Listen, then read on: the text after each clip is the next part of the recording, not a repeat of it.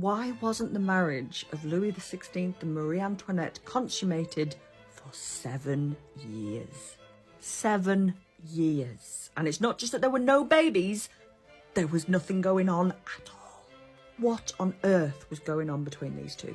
Now today, if a couple, married or otherwise, just doesn't fancy getting it on, we'd probably all say, well, do you, whatever floats your boat. But not in the 18th century, and most certainly not when we're talking about royalty.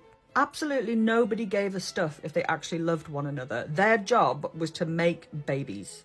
And their marriage had been set up by Marie Antoinette's mother, the formidable Empress Marie Therese of Austria, and Louis's granddad, who was an absolute monster of a man with gargantuan appetites, Louis XV.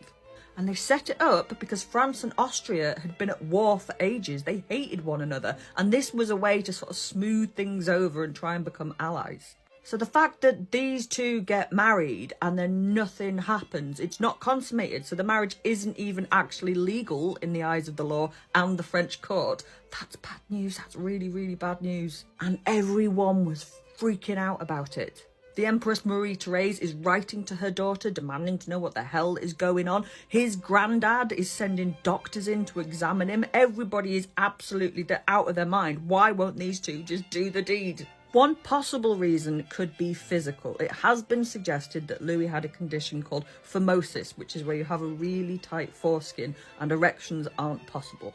Now that is discussed by some doctors in the court. We've got letters that survived that, but it doesn't seem like he ever actually had the operation to correct it. So it's probably not that.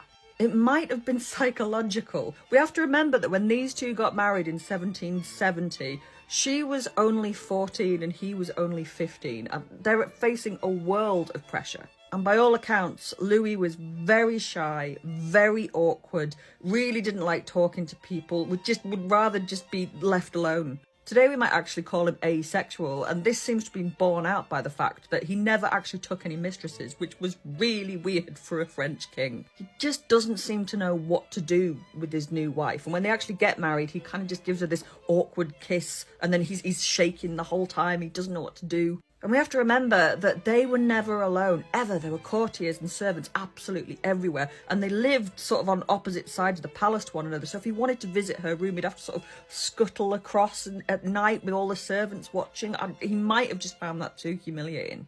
But the most likely reason why nothing was happening between their sheets is they just didn't know what to do. Sounds extraordinary, but is probably true. After 7 years of diddly squat, Marie Antoinette's brother Joseph is sent over to have